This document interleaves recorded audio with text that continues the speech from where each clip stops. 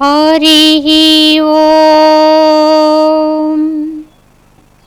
शुक्लाम्बरधरं विष्णुं शशिवर्णं चतुर्भुजं प्रसन्नवदनं ध्यायेत् सर्वविघ्नोपशान्तये। ॐ गुरुर्ब्रह्मा गुरुर्विष्णुः गुरुर्देवो महेश्वरः गुरुसाक्षात् परं ब्रह्म तस्मै श्रीगुरवे नमः। वन्दे परब्रह्मचिदात्मकं सद्वन्दे गुरुं शान्तमुमेशमीशं वन्दे शिवानन्दगुरुप्रवीरं वन्दे सदा ज्ञानपि वन्दनीयान्। जगद्गुरु श्रीकृष्ण परब्रह्मणे नमः। श्री श्री श्री विद्या प्रकाशानंदगिरि गुरु पादुकाभ्यां नमः। శ్రీరామకృష్ణ గురు పాదుకాభ్యాం నమః. ప్రేమపూర్వక ఆత్మ నమస్కారములు. క్రిందటి భాగములో భగవానుడు మరి తన్ను ఆశ్రయించిన వారు ఎటువంటి వారైనప్పటికీ కూడా ఉద్ధరింపబడతారని చెప్పినప్పుడు, స్త్రీలైనప్పటికీ, వయస్సులైనప్పటికీ, శూద్రులైనప్పటికీ, మరీ పాపజాతులు వారైనప్పటికీ కూడా ఉత్తమ పదవిని పొందగలుగుతారు అని చెప్పారు. ఆ విధానములో మనము తిన్నడు కథ చెబుతూ భక్త కన్నప్పగా అతను ప్రసిద్ధి చెందాడు. అయితే అతనికి తెలియనటువంటి విధానం అయినప్పటికీ కూడా ఒక భక్తి భావంతో ఏదో విధముగా భగవానికి తాను అర్పణ చేసుకునే విధానం ఉంది కనుకని అతను మహాభక్తుడుగా మరి ప్రసిద్ధి చెందాడు. అయితే అన్నీ సమర్పణ చేశాడు. కానీ భగవానుడు ఆయన భక్తిని పరిశీలన చేయదలించిన వాడే మరి ఆ యొక్క లింగానికి ఉండేటువంటి ఒక కన్ను రక్తాన్ని స్రవిస్తూ ఉంటే అప్పుడు మరి ఇవన్నీ పెట్టడం వేరండి. పండు ఫలము లేకపోతే ఆకులు నీరు ఇవన్నీ సమర్పణ చేయి, ఏదిచ్చినా స్వీకరణ చేస్తానన్నాడు కనుక ఆ విధంగా మనం అర్పణ చేయొచ్చు. అతను కూడా ఆ విధంగా అన్నీ ఇచ్చాడు. కానీ అవన్నీ అందరూ ఇవ్వగలమేమో, కానీ మరి ఏమి ఇచ్చాడు ఇక్కడైనా? ఆయన కంటి నుంచి రక్తం కారుతూ ఉంటే, ఆ విగ్రహం యొక్క కంటి నుంచి రక్తం కారుతుంటే ఆ తెలియనటువంటి మూఢభక్తిలో ఉన్నటువంటి ఆ తిన్నడు వెనువెంటనే ఏం చేశాడు? అయ్యో స్వామికి కంటి నుంచి రక్తం వస్తుందంటే కన్ను పోయిందా? సరే నీ కన్ను పోతే పోయింది స్వామి, నా కన్ను ఉన్నది కదా అని చెప్పి వెంటనే తన కన్నును పొడిచివేసి ఆ కన్ను ఉన్న చోట్ల తన కన్ను పెట్టేశాడు. ఇది ఎవరు చేయగలరండి? ఎంతటి దేహభావన త్యాగం చేయగలిగిన వాడు చేయగలడండి? సరే ఒక కన్ను ఉంది, ఒక కన్ను పొడిచి పెట్టేశాడు. కానీ తీరా చూస్తే రెండో వైపు కన్ను కూడా స్రవించడం మొదలుపెట్టిందండి. అప్పుడు వెంటనే ఆయన అయ్యో స్వామి నీకు రెండో కన్ను పోయిందా, కనుక నా కన్ను ఉన్నది కదా ఇంకొకటి, అది నీకు పెడతానన్నాడు. కానీ ఇప్పుడు ఆయనకు ఒక సందేహం, మరి నా రెండో కన్ను కూడా తీసివేసిన తర్వాత నేను ఆ కన్ను ఎక్కడ పెట్టాలో నాకు ఎలా తెలుస్తుంది? కనుక దానికి ఆనమాలుగా ఏదో ఒకటి పెట్టుకోవాలని అలా పెట్టుకోవాలంటే మరి కన్ను పొడుచుకోవడానికి తన రెండు చేతులు ఉపయోగించాలి. కానీ మరి ఆనమాలుగా కావాలంటే అని చెప్పి తన కాలి బొటన వేల్ని ఆ స్వామికి ఆనించి అది ఆనమాలుగా పెట్టుకున్నాడు రెండో కన్ను వైపు.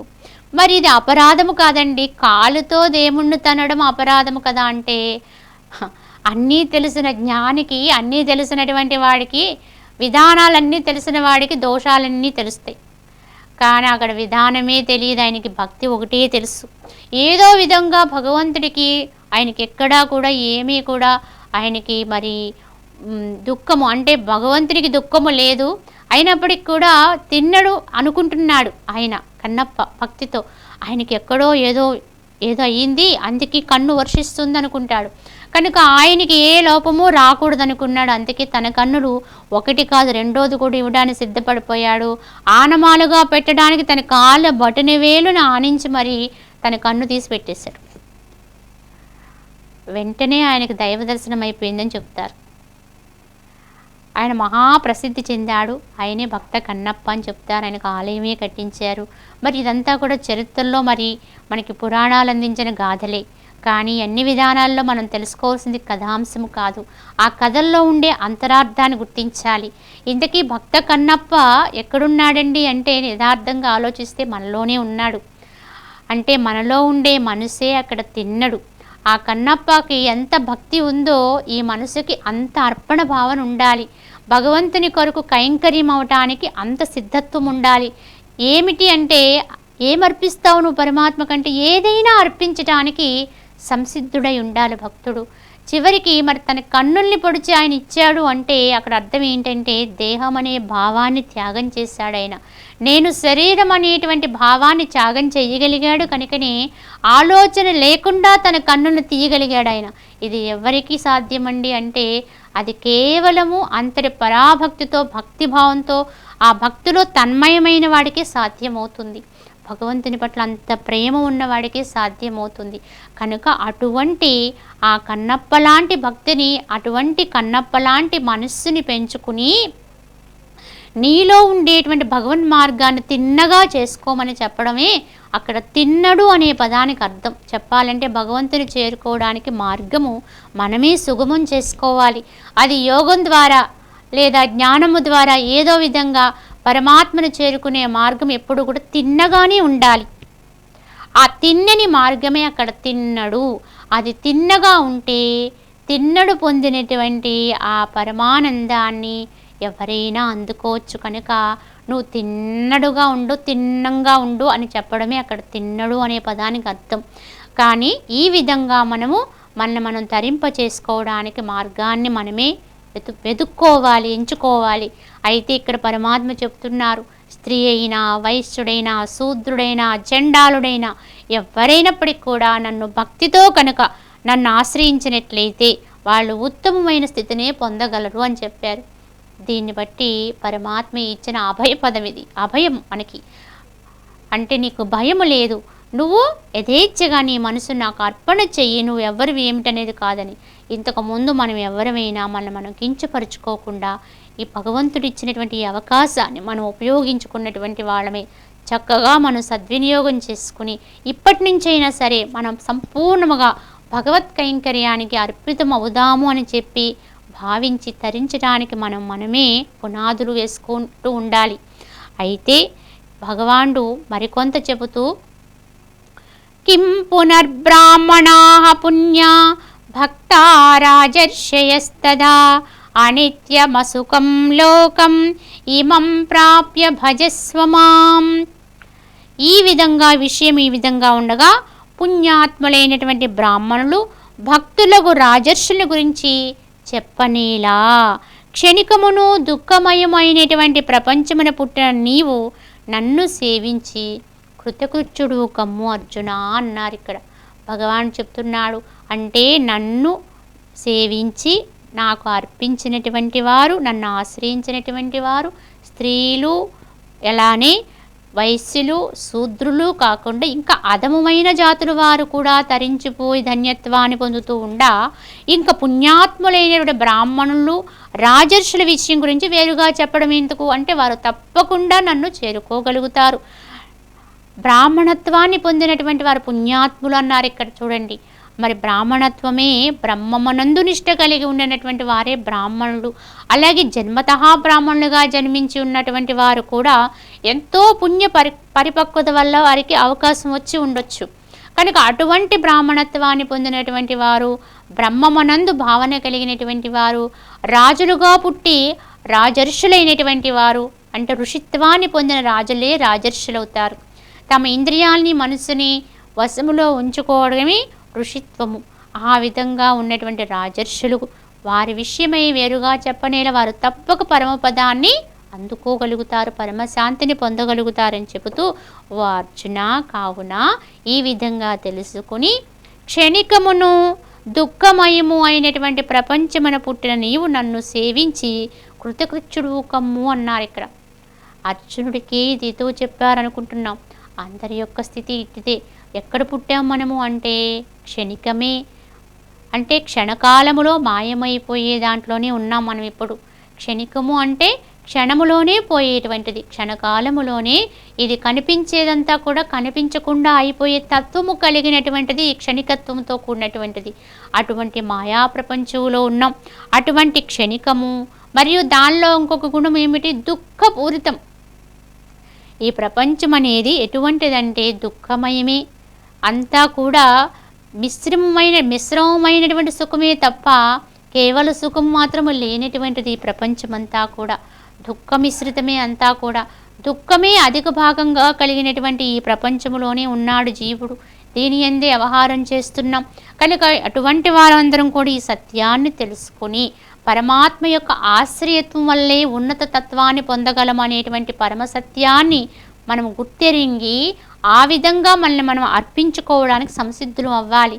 కావున అర్జున, నీవు కూడా నన్ను సేవించి కృతకృత్యుడుగా అంటే జన్మని కృతార్థతను పొందించుకో, సఫలత్వాన్ని పొందించుకో, ఈ జన్మను సార్థకం చేసుకో అని మనకి భగవానుడు హితవు చెప్తున్నాడు.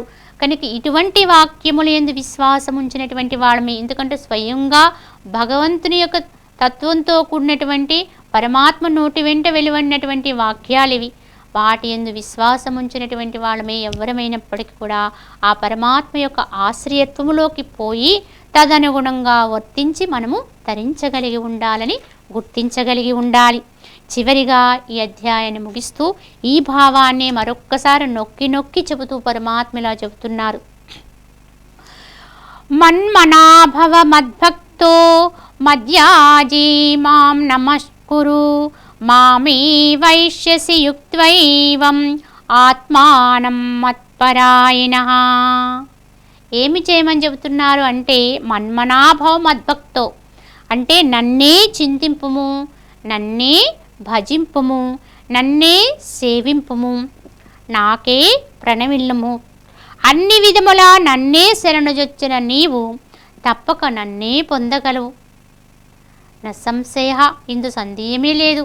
మరి ఏమని చెప్తున్నారు? ఏమి చేస్తే నన్ను పొందగలవు అంటే నీవు చేస్తున్న అన్నీ నాకే సమర్పించు, నీ చింతలన్నీ కూడా నావే కావాలి. ముఖ్యంగా ఇది మనము అభ్యాసములో ఉంచుకోవాలి. ఎందుకు అంటే చింతనలు అనేకం, ఇప్పుడు మనకి భావనలు అనేకం, ఆలోచనలు అనేకంగా ఉన్నాం. ఈ అనేకంగా ఉన్నప్పుడు అది అనన్యము కానేరదు. అన్యముకు మనం ఎప్పుడూ కూడా అన్యత్వాన్ని పొందుతూ అన్యమునందే మనసునుంచుతూ అనేకానికి పంచిపెట్టేస్తూ ఉన్నాం. కానీ ఈ మనస్సుని మనము ఎప్పుడైతే వెనక్కి తీసుకుని ఏకము చేస్తూ ఒకే ఒక చింతని మనం నిలుపుకోగలిగి ఉండాలి. అదే భగవత్ చింతన. అన్య చింతనలు లేనటువంటి స్థితి, పరమాత్మ చింతన తప్ప అన్యమైన చింతనలు లేని విధంగా మనము ఎల్లప్పుడూ కూడా మన మనసు స్థిరపరచుకోగలిగి ఉండాలి. కనుక నీవంటూ నీ మనసుతో ఏదైనా చింతన చేస్తే అది ఒకే ఒక చింతన. ఎప్పుడైతే ఒకే చింతన పదే పదే ఉంటుందో అదే ఏకాగ్రత అయిపోతుంది, ఇంకా అన్య చింతనలోకి వెళ్ళలేకపోతుంది.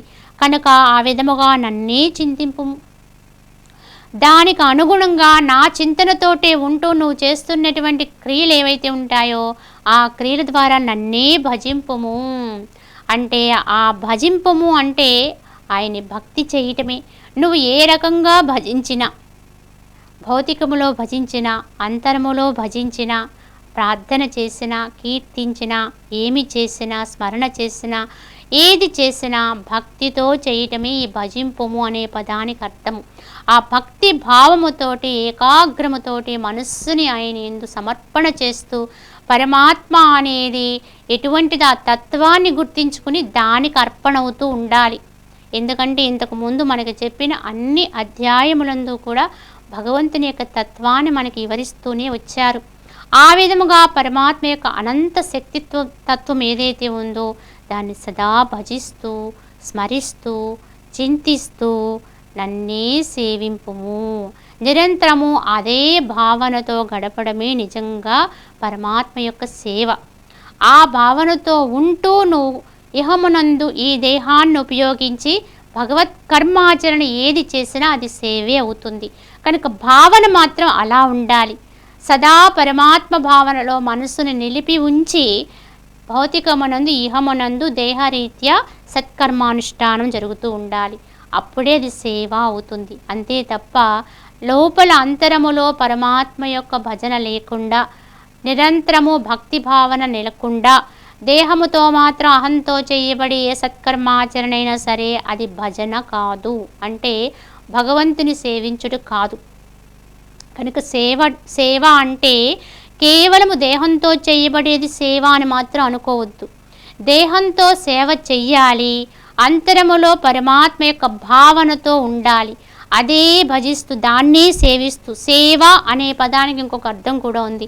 అంటే లోపలికి తీసుకుంటా. సేవించండి అంటే ఏదైనా మనకి ఒక పానీయాన్ని ఇచ్చి ఎవరైనా సేవించండి అంటే ఏం చేస్తూ ఉంటాం? లోపలికి తీసుకుంటూ ఉంటాం. అదే విధముగా భగవంతుని యొక్క భావాన్ని ఎల్లప్పుడూ కూడా లోలోపల స్మరణ చేయటమే, లోపల దాన్ని చింతించడమే, లోపల ఆ స్థితిని నిలుపుకోవడమే నిజమైన సేవ. మన లోపల ఉండే పరమాత్మ యొక్క శక్తిని ఇతర మార్గాల ద్వారా ఇతరమైన విషయాలకి పంచకుండా లోపల ఉంచుకోవడమే నిజమైనటువంటి పరమాత్మ యొక్క సేవ అవుతుంది. దాన్ని గుర్తిస్తూ ఆ విధమైన లోపల భావన ఉంచుకుంటూ భౌతికములో సత్కర్మాచరణ చేస్తూ దైవకర్మాచరణ చేస్తూ సేవాభావంతో ఉంటూ, ఒకవేళ మనం ఏదైనా సేవా కార్యక్రమాలు చేసినా ఆ సేవా కార్యక్రమాలు ఎందుకు కూడా బయట సంఘపరంగా చేస్తూ ఉంటాం. చాలామంది చేసేవి ఇప్పుడు కేవల సంఘపరమైన సేవా కార్యక్రమాల వల్ల ఉత్తమ గతి రాదండి. ఇది గుర్తించండి. ఎందుకంటే ఆ అన్నింటి యందు కూడా తనకొక ప్రత్యేక భావన కావాలనేటువంటి ఫలమును ఆశించేటువంటి సక్తత ఉంటుంది. ఈ విధంగా మనము చేసే సేవా కార్యక్రమాల వల్ల మనం ఉద్ధరింపబడం. భౌతికములో ఈ దేహానికి ఒక మంచి పేరు రావాలని, కీర్తి రావాలని కాంక్షతోటి, దాన్ని 10 మందికి తెలియజేయని కాంక్షతోటి భౌతికములో సంఘపరంగా ఏవో సేవా కార్యక్రమాలు చేస్తూ సంఘానికి ఉద్ధరణ చేసే క్రియలు చేస్తూ అంతరములో మాత్రం యథార్థ భావన లేకుండా మరి తన కోసం అంటే ఈ దేహపరంగా ఉండే ఎటువంటి కర్తృత్వ భావనతో కూడినటువంటి అహాన్ని పెంచే కర్మాచరణ చేస్తే అది భగవంతుని సేవ కానేరదండి. చాలామంది చెప్తారు నరుల్లో నారాయణుడు ఉన్నాడు, నరుని సేవే నారాయణ సేవ అన్నారు. నిజమే. కనుక నరుడికి పనికొచ్చే పనులు చేస్తే భగవంతుని సేవ చేసినట్లే, యథార్థమే. కానీ ఎప్పుడండి ఇది అంటే ఆ నరుడిలో ఉండేటువంటి నారాయణును గుర్తించి ఫలరహితముగా అంటే కాంక్ష లేకుండా స్వార్థరహితముగా నువ్వు చేస్తే ఆ పని అది నారాయణ సేవ అవుతుంది. అంతే తప్ప స్వార్థంతో ఫలితాన్ని కాంక్షిస్తూ దేహానికి మాత్రమే వర్తింపచేస్తూ అవన్నీ చేయటం వల్ల ఈ దేహానికి వచ్చేటువంటి కీర్తిని కాంక్షిస్తూ ఆ నరులను వేరువేరుగా చూస్తూ నేను చేస్తున్న అహంతో చేయబడే నరుని సేవ నారాయణ సేవ ఎన్నటికీ కానేరదు. తద్వారా దాని ద్వారా మనమేమీ కూడా ఉద్ధరింపబడము. కనుకనే సంఘపరమైన సేవా కార్యక్రమాలు మాత్రమే భౌతికమైన ధర్మంతో చేస్తే అది మనకి ఆత్మను ఉద్ధరించుకోవడంలో అంతగా ఉపకరించదు. కానీ అదే సేవా కార్యక్రమానికి అంతర్ధర్మాన్ని జోడించి యథార్థ భావాన్ని తెచ్చుకుని ఫలరహితముగా స్వార్థము లేకుండా కనుక కర్మాచరణ చేయగలిగితే అది నిజమైన సేవ అండి. ఈ రోజున మనము సేవ అనేది చేస్తున్నాం, కానీ ఏ భావనతో చేస్తున్నాం అనేది మనం గమనించుకోవాలి. ఎవరికి వాళ్ళమే, ఇది ఎవరి కోసమూ కాదు, మన కోసం మనం ఉద్ధరించుకోవాలి, మన ఆత్మని మనం ఉద్ధరించుకోవాలి. రేపొద్దున్న మనకు ఉపకరించేది అదే. యథార్థముగా ఆత్మోద్ధరణే నువ్వు చేసుకునే సహాయం. అంతే తప్ప ఇతరత్ర ఏది కూడా ఎన్ని చేసినా అది నీకు ఉపకరించేది కాదంటే ఆత్మని ఉద్ధరింపడానికి ఉపకరించేది కానప్పుడు అది నీకు ఉపకరించేది కాకపోవచ్చు. కానీ మనం ఎందుకు చేస్తున్నామంటే అన్ని సేవా కార్యక్రమాలు కూడా దేహాన్ని గొప్పదిగా నిలబెట్టడం కోసం చేస్తున్న ఇహములో. కానీ దేహము నీకు ఉపకరించదు. అంటే ఎక్కడున్నంత వరకు నువ్వు సాధన చేసుకు ఉపకరిస్తుంది నిజమే, కానీ ఆ దేహాన్ని నేనుగా భావిస్తూ దాన్ని ఎక్కడో సింహాసనం మీద కూర్చోబెట్టాలి, దానికి ఏదో కీర్తి అని కిరీటాన్ని పెట్టాలి, దాన్ని గొప్పమైనటువంటి స్థానములో ఉంచాలి అనే విధానం కోసమే మనం ఈ సంఘ సేవా కార్యక్రమాలని చేస్తే మరి అంతరములో నువ్వయ్యున్న నీ ఆత్మను నువ్వెప్పుడు ఉద్ధరించుకుంటావు? దానికి ఎప్పుడు నువ్వు బలాన్ని చేకూరుస్తావంటే దాన్ని మర్చిపోతున్నావు. అది గమనించుకోండి. మనం ఇక్కడ ఏది చేసినా ఏమి చేసినా ఆత్మకి బలాన్ని ఇస్తూ ఉండాలి, ఆత్మకి ఉద్ధారణిస్తూ ఉండాలి, ఆత్మని ఉన్నత స్థానంలోకి పంపించుకుంటూ ఉండాలి. అదే తెలివైన వాడి యొక్క విధానము, అదే యథార్థమైనటువంటి జ్ఞానము. చెప్పాలంటే ఇది తెలియని వాళ్ళందరూ కూడా మేమెంతో తెలివైన వాళ్ళం అనుకుంటూనే అట్టడుగు స్థానములోకి కుంగిపోతూ ఉంటారు. వారి లోకములో ఏ విధంగానూ కూడా ఉన్నతమైన స్థానములోకి ఎదగలేరు. ఒకవేళ ఎదిగినట్లుగా అప్పుడప్పుడు అనిపిస్తున్నా ఆ ఎదుగుదల కాదండి. వాళ్ళు మళ్ళీ ఏదో రకంగా అధములోకి జారిపోవలసిందే. కనుక ఇవన్నీ గుర్తించుకుని మనము ఏ విధముగా పరమాత్మను సేవించాలో ఆ విధముగానే సేవించాలి. సేవ అనే పదానికి అర్థాన్ని తెలుసుకుని ఆ సేవాభావాన్ని పెంపొందించుకోవాలి. కనుక నన్నే సేవించము, నాకే ప్రణమిల్లుము అంటే పరమాత్మకి. అంటే నమస్కారం అనేది ఎవరికి చెయ్యాలండి అంటే దేహానికి వర్తింపజేసేది కాదు, ఇది పరమాత్మకే నమస్కారం చెయ్యాలి. అంటే సకల జీవుల్లో సర్వుల్లో ఉండేటువంటి పరమాత్మని వీక్షించే నమస్కరించగలిగి ఉండాలి. కనుక భగవంతునికే నమస్కారం చేయటం అంటే అర్థం ఏంటి? అంతర్యామిగా ఉండేటువంటి సర్వులు యందు ఉండే పరమాత్మని స్మరణ చేస్తూ నువ్వు ఏ నమస్కారం అయితే చేస్తావో అదే పరమాత్మ నమస్కారం, ఆత్మ నమస్కారం అవుతుంది. అలాంటి నమస్కారమే చెయ్యాలి. నాకే ప్రణమిల్లము, అన్ని విధములా నన్నే శరణుజొచ్చినా. ఇంకేమి చేయాలంటే సర్వకాల సర్వావస్థల యందు ఏదో ఒకోనొక సమయమునందు భగవంతుని శరణు వేయడం అనేది చాలామంది కొంతమంది చేసే పని. కానీ యథార్థ భగవద్భక్తుడు సర్వకాల సర్వావస్థల యందు కూడా పరమాత్మ యొక్క శరణాగతిని విడిచిపెట్టడు. అన్ని వేళలా కూడా తానెంతో గొప్ప స్థితిలో ఉన్నప్పుడు కూడా పరమాత్మ యొక్క శరణాగతి అనేది ఎప్పుడూ మరువని వాడే నిజభక్తుడవుతాడు. వాడు ఇహములో భక్తియోగంలో ఉన్నా లేదా అంతరములో సాధకుడై ఉన్నా, ఆ అంతరములో తాను చేస్తున్న ధ్యానయోగాది సాధన అనుష్ఠానములో ఉన్నవాడు కూడా శరణాగతి అనేది విడిచిపెట్టడు. వాడు జ్ఞాని అయిపోయినప్పటికి కూడా, సర్వం తెలుసుకున్నవాడైనప్పటికి కూడా జ్ఞాని ఎప్పుడూ కూడా తన మనసుని పరమాత్మకు ఎప్పుడూ కూడా ఆ విధంగా అనుసంధానపరుడయ్యే ఉంటాడు, అర్పించే ఉంటాడు. అలాగే యోగానుష్ఠానపరుడై ధ్యానయోగంలో ఉన్నవాడు కూడా ఆ యోగ మార్గంలోనే భగవంతుని శరణవుతూ ఉంటాడు. జీవుడుగా ధ్యానాభ్యాసం చేస్తూ ఉంటాడు. కనుక ఆ దేవుడుగా ఉన్న పరతత్వాన్ని ఎప్పుడూ శరణు వేడుతూనే ఉండాలి. ఈ శరణాగతి లేనటువంటి వాడు ఎప్పటికీ యోగ ఫలాన్ని అందుకోలేడు. మరి యోగ అభ్యాసం ద్వారా పరమాత్మ యొక్క అనుభూతిని పొందడం అనేది కూడా శరణాగతి మీద ఆధారపడి ఉంటుంది. మనమెంత మార్గము తెలుసుకుని అభ్యాసాన్ని చేస్తున్నప్పటికి కూడా అక్కడ దైవమునకు ఎప్పుడూ కూడా లోబడి ఉండాలి. ఎందుకంటే ఎప్పుడు కూడా ఎవరికి కూడా ఏ విధంగానూ కూడా మోక్షం అనేది వారి వారి ప్రయత్నాల వల్ల మాత్రమే అయితే సిద్ధించదు. మరి ఏమంటారు అంటే మహనీయులు, పరమాత్మ యొక్క అనుగ్రహం ఉంటేనే అది చేకూరుతుంది అన్నారు. ఒక భగవంతుని యొక్క అనుగ్రహము వల్ల మాత్రమే ఈ మాయ అనేది తప్పించబడి పరమాత్మ యొక్క సత్యత్వ స్థితి అనేది అనుభూతికి వస్తుంది అన్నారు. మరి అన్నీ ఉండి పరమాత్మ యొక్క శరణాగతి లేకపోతే ఇది మనకి చేకూరుతుందండి అంటే చేకూరదు. ఎందరో మహనీయులు చెప్పినటువంటి విషయమే ఇది. మనకి ప్రఖ్యాత ఆధ్యాత్మికవేత్తగా చెప్పబడుతుంటారు ఓషో అని ఒక ఆయన పుస్తకాలు చాలామంది చదువుతుంటారు. మరి కొద్దిగా పరిచయం ఉంది. ఆయన తన గ్రంథములో ఒక చోటు ఇలా అంటారు, నిజంగా భగవంతుడు మనకి భగవంతుడు ప్రత్యక్షమైతే భక్తుడు ఏమి చేస్తాడు అంటే, భగవంతుని యొక్క స్థితి అనుభవానికి వచ్చినప్పుడు భక్తుని యొక్క భావన ఎలా ఉంటుంది అంటే ఆయన ఏమన్నాడంటే తన 2 చేతులు ఎత్తి నమస్కరిస్తాడు అంటారు. అంటే అర్థం ఏమిటి అంటే ఆ భక్తుడు అనుకుంటాడట, ఇంతవరకు నేను నా స్వయం ప్రయత్నాల వల్ల, నా స్వయం తెలివితేటల వల్ల చేస్తున్నటువంటి అన్ని ప్రయత్నాలు ఏవైతే ఉన్నాయో, నిన్ను స్మరణ, కీర్తన, భజన, యోగము, ధ్యానము, జ్ఞానం ఇత్యాదిలో అన్నింటి ద్వారా కూడా నేను చేస్తున్న అన్ని ప్రయత్నాలు ఏవైతే ఉన్నాయో వాటన్నింటి వల్ల ఏటి వల్ల కాదు నాకు ఈరోజు నీ యొక్క దర్శనం, ఈ విధంగా ఈ అనుభవం అనేది దేనివల్ల చేకూరుందంటే అది ఇంక దానికి మళ్ళీ వేరే ఏమీ కారణము లేదు అని తెలుసుకుంటాడంట. తెలుసుకుని ఇవన్నీ ఇక్కడే వదిలేసి భగవంతుడికి నేనంటూ ఏమీ లేనని చెప్పి తన 2 చేతులు ఎత్తి నమస్కరిస్తాడు అని చెప్పి ఆ ఓషో చెప్తాడు తన పుస్తకములో. అంటే మరి ఇవన్నీ వృధాయేనండి. మరి ఇవన్నీ చేయకపోతే ఇంకెందుకండి, ఇవన్నీ ఉపయోగం లేనప్పుడు అంటే ఇవన్నీ ఉంటేనే ఎప్పటికైనా ఆ స్థితి అనేది వస్తుంది, ఆ అవగాహన, ఆ యొక్క జ్ఞాన పరిపక్వత అనేది కలుగుతుంది.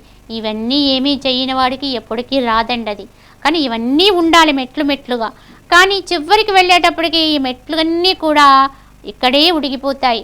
చివరికి ఏటి వల్ల కాదు నేను ఇప్పుడు ఇక్కడికి చేరుకున్నది, అది ఇంకో అతీత శక్తి, దాన్ని ఇది అని చెప్పుకోవడానికి లేదు.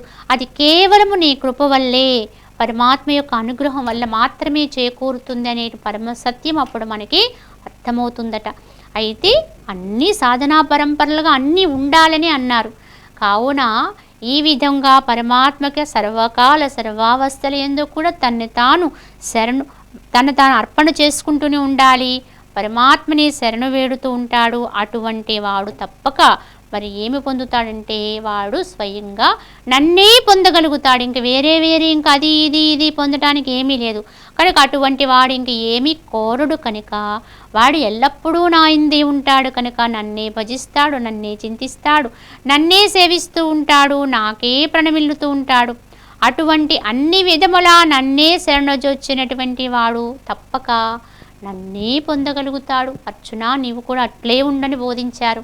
కనుక ఈ విధంగా ఎవరైతే జీవితాన్ని గడుపుతూ ఉంటారో సర్వకాల సర్వావస్థల యందు కూడా పరమాత్మను తప్ప అన్యమును శరణుజొచ్చిన వారే ఆ పరమాత్మ నిశ్చల స్థితితో ఉంటారో అటువంటి వారు తప్పక పరమాత్మనే పొందగలరు. ఇందులో మనకి ఎటువంటి సందేహాన్ని పొందవలసినటువంటి అవసరమే లేదు. ఇది భగవానుడు ప్రతిజ్ఞాపూర్వకంగా పలికినటువంటి పలుకులివి. ఈ పలుకులు యందు విశ్వాసము నుంచి మరి సాధకులైనటువంటి వారు తప్పక తమ యొక్క దినచర్యని యావత్తుని కూడా అందుకు అనుగుణంగానే మార్చుకోవాలి. అనునిత్యము తాను చేస్తున్నటువంటి కర్తవ్య అనుష్ఠానాలు ఏవైతే ఉన్నాయో వాటన్నింటినీ కూడా పరమాత్మ యొక్క సమర్పణకు అనుకూలంగా మనమే మార్చుకోవాలి. ఎందుకంటే మనకి భావన ఉంటే చూడండి, మనసుంటే మార్గం ఉంటుందంటున్నారు. అలాగే మనకి ఈ మనస్సు పరమాత్మ వైపు ఉంచుకోగలిగి మనం భావించగలిగితే ఇవన్నీ సమకూడిపోతాయి. మనం అదే విధానంలో మన జీవితాన్ని నడుపుకోవడానికి మనకి చాలా సునాయాస పద్ధతి అనేది మనకి ఎరుకైపోతూ ఉంటుంది. కనుక మనం అనుకుంటాం ఇలా ఉండటానికి నాకు ఎన్నో ఆటంకాలు వస్తూ ఉంటే అది ఇట్లా రకరకాలుగా మనము చెబుతూ ఉంటాం. ఇవన్నీ అపోహలే. యథార్థంగా నీ మనసును నువ్వు ఇలా ఉంచుకోగలిగితే నీకు ఏ ఆటంకాలు ఉండో అన్నీ అవి సక్రమ పద్ధతిలో మనకి దారి చేస్తూ ఉంటాయి. కావున ఎలా ఉండాలో తెలుసుకుని అలా ఉండాలి. మన చింతలన్నీ పరమాత్మ చింతనలై ఉండాలి. మన భావాలన్నీ పరమాత్మ భావాలై ఉండాలి. భక్తి భావనంతా కూడా పరమాత్మకి అర్పణ అవుతూ ఉండాలి. పరమాత్మనే సేవించిన వారై ఉండాలి. నిరంతరం పరమాత్మకే అన్ని జీవుల్లో ఉన్న పరమాత్మను చూసే నమస్కారం చేస్తూ ఉండాలి. అన్ని విధములా కూడా నన్నే శరణ పొందుతూ చివరికి నీవు నన్నే పొందగలుగుతావు. చివరికి నీవు అలా ఉండగలిగిన వాడెవడో వాడు చివరికి పరమాత్మ యొక్క అంకితభావంతో ఆయనలో లయమైపోయి పరమాత్మ యొక్క తత్వంగానే మారిపోతాడని చెప్పి మనకి ఈ శ్లోకము ద్వారా భగవానుడి 9వ అధ్యాయాన్ని రాజవిద్య రాజగుహ్య యోగ అనేటువంటి అధ్యాయాన్ని ముగిస్తూ ఈ పరమ రహస్యాన్ని మనకి వెల్లడి చేశారు. ఇది రహస్యమే చెప్పాలంటే, ఎందుకంటే ఈ అధ్యాయము పేరే రాజవిద్య రాజగుహ్య యోగము అన్నారు. అంటే రాజవిద్యల్లో గొప్ప విద్య ఆధ్యాత్మిక విద్య దాన్ని చెబుతూ చివరికి పరమ రహస్యం ఏమిటో చెప్పేశారు.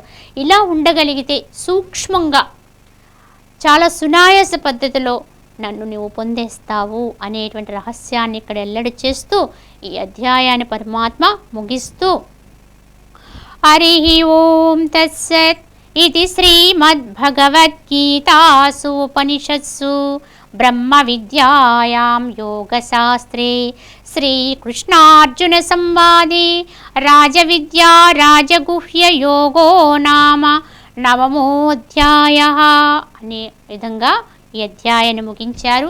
మరి వచ్చేటువంటి అధ్యాయమైనటువంటి విభూతి యోగాన్ని మనము మరి వచ్చే భాగములో మనము తెలుసుకుందాం. హరి ఓం తత్సత్.